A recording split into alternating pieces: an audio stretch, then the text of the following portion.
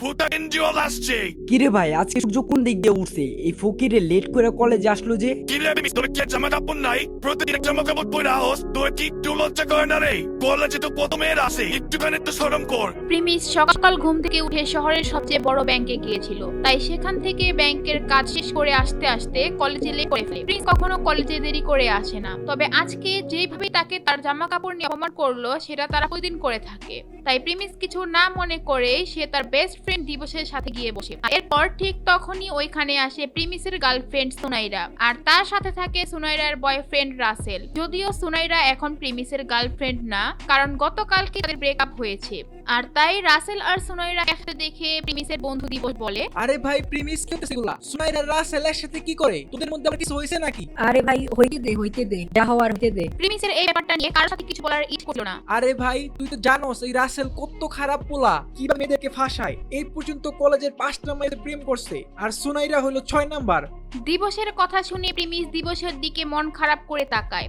দিবস মনে করে প্রিমিস হয়তো তার কথা শুনে কষ্ট পেয়েছে, কিন্তু সাথে সাথেই প্রিমিস একটু মুচকি হাসি দিয়ে বলে, আরে কোনো সমস্যা নাই বন্ধু, সবারই নিজ নিজ একটা জীবন আছে, ওর যা মন চায় ওরে করতে দে। আর এটা বলতে বলতে প্রিমিস সুনাইরার দিকে তাকায়। আর এদিকে রাসেল আর সুনাইরা প্রিমিসকে চেতানোর জন্য অনেক চেষ্টা করে। প্রিমিসের এখন যা টাকা সম্পত্তি আছে, প্রিমিস চাইলেই রাসেল আর রাসেলের বাবার সমস্ত সম্পত্তি এমনিতেই কিনতে পারে, কিন্তু প্রিমিস কোনো কথা না বলে সব চুপচাপ দেখছিল। কিছুক্ষণ পর সুনাইরা তার মোবাইলের কভার খুলে প্রিমিসের মুখে ছুঁড়ে আর বলে, যেহেতু তোর সাথে আমার ব্রেকআপ হয়ে গেছে, আমি চাই না তোর দেওয়া ফালতু বেকার জিনিস আমার কাছে রাখতে। এর চেয়ে ভালো তোর জিনিস তোর কাছে রাইখা দে। প্রিমিস সুনাইরাকে কিছুই বলে না, আর সেই কভারটা টেবিলের উপর উঠিয়ে রাখে। বেবি তোমার মোবাইল কাভার কি করছে? মোবাইলের কাভার আবার কেউ কাভার কি করে নাকি? দেবী কথা হচ্ছে যার মোবাইল কিনে দেওয়ার সে তো মোবাইল কাভার লিপ দিব, তাই না?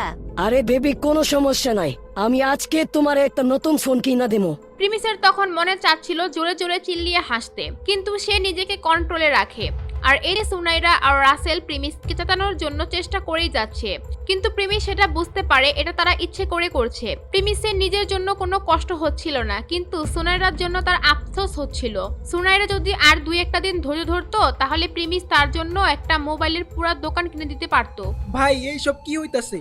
তোর সামনে এত কিছু হইতাছে, তুই মুখ বুঝে বসে রইছ। তোর কি একটু রাগ হইতাছে না? না রে ভাই, যা হইতাছে ভালোই হইতাছে, আর যা হবে তা তো ভালোর জন্যই হবে, বাদ দে। এরপর রাসেল আর সুনাইরা প্রিমিসের দিকে তাকিয়ে দেখে যে প্রিমিস বেশ হাসি খুশি আছে। তারা প্রিমিসকে জেতানোর জন্য কত চেষ্টা করলো, কিন্তু প্রিমিসের এমন ভাব ধরে বসেছিল যেন তাদের মধ্যে কোনো সম্পর্কই ছিল না। তারপর তারা প্রিমিসকে আরো জেতানোর চেষ্টা করে, তাই এইবার প্রিমিস বলে, সো গাইস আমাদের ভিডিওটা এখনই শুরু হবে। তো এর আগে আমরা একটা বিষয় নিয়ে আলোচনা করবো, সেটা হচ্ছে আপনারা যদি আমার মতো এরকম ভিডিও এডিটিং করতে চান, আমি যেভাবে 3D অ্যানিমেশন ভিডিওগুলো বানাই, এরকম ভিডিও যদি আপনারা শিখতে চান কিভাবে করতে হয়, তাহলে আপনারা কিন্তু আমার একটা কোর্সে জয়েন করতে পারেন। আর ওই কোর্সটা আমি নিজে শিখাবো। এন্ড এটার জন্য গাইস আপনারা আমাকে মেল করতে পারেন বা আমার ইনস্টাগ্রামে মেসেজ দিবেন। তো এই এডিটিং গুলো শিখতে হলে আপনাদের অবশ্যই একটা কম্পিউটার লাগবে। এন্ড গাইস এই কোর্সটা কিন্তু অবশ্যই পেইড হবে, মানে আপনাদের টাকা দিয়ে শিখতে হবে। তো যারা শিখতে চান তারা আমার ইনস্টাগ্রামে মেসেজ দেন বা আমাকে মেল করেন। সুনাইরা, তুমি এগুলা কেন করতেছো? তুমি এখানে কি বোঝানোর চেষ্টা করতেছো? এই কথা শুনে সুনাইরার বয়ফ্রেন্ড রাসেল চেতে যায়, আর সে রেগে বলে, এই ফকিন্নির পোলা চুপ কর, আজকে প্রত্যেক চিত্তরে সুনাইরা নিয়ে কিছু বলতে দেহি আর ওর থেকে তাকাইতে দেহি, তোরা হাঁটতে ঘোরা ঘোরা করে বাবা। থাম ভাই, এগুলার কোনো দরকার নাই। আমি ফালতু জিনিস দেখি না, আমি ফালতু জিনিস নিয়ে কথা বলি। এই কথা শুনে তো রাসেল আরো রেগে যায়। আর এইদিকে প্রিমিসের কথা বলা দেখে তার বন্ধু দিবস তো একেবারে অবাক হয়ে যায়। যেই ছেলেটা এতদিন চুপচাপ ছিল, সে এত কথার জবাব দিচ্ছে আজকে। আর এইদিকে সুনাইরার বয়ফ্রেন্ড রাসেল তো একেবারে রেগে আছে। প্রিমিসকে মনে হয় মাইর দিতেই আসবে, ঠিক তখনই ক্লাসে আসে একটা মেয়ে, আর সে বলে, সোনাইরা কি হচ্ছে এগুলা? তুই রাসেলের সাথে কি করিস? প্রিমিসের মতো একটা ভালো ছেলেকে ছেড়ে তুই রাসেলের মতো লাফাঙ্গা একটা ছেলের সাথে গেছিস? ছি সোনাইরা, ছি। পাখি তোর মুখ সামলায় কথা বল, তুই কারে কি বলতেছস? এটা বলার পর সুনাইরার মন একদম খারাপ হয়ে যায়, কারণ পাখি প্রিমিসের হয়ে কথা বলছে।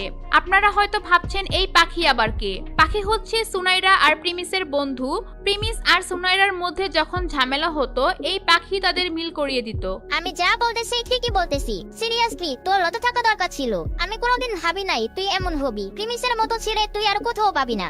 এগুলা শুনে রাসেল আর কিছু বলতে পারে না, একদম চুপ হয়ে যায়, কারণ পাখি যা বলছিল তা একদম সত্যি কথা ছিল। এরপর পাখি প্রিমিসের সামনে গিয়ে সুনাইরাকে বলে, তুই এত তাড়াতাড়ি সব কিভাবে ভুলে গেলি? তুই যখন অসুস্থ ছিলি তোর জন্য ও খাবার নিয়ে যাইতো, তোর কলেজের অ্যাসাইনমেন্ট করে দিত, তোর সবকিছু গিফট দেওয়ার জন্য কত কষ্ট করে টাকা জমাইতো। পাখির মুখে এই কথা শুনে সুনাইরা চুপ হয়ে যায় আর প্রিমিস তার মাথা নিচু করে ফেলে। আর সুনাইরার কথা মনে পড়ে যায় তার। প্রিমিস সুনাইরাকে অনেক ভালোবাসতো। প্রিমিসের কাছে হয়তো তেমন টাকা ছিল না, কিন্তু সে সুনাইরাকে খুশি রাখার জন্য তার সাধ্যমতো চেষ্টা করত।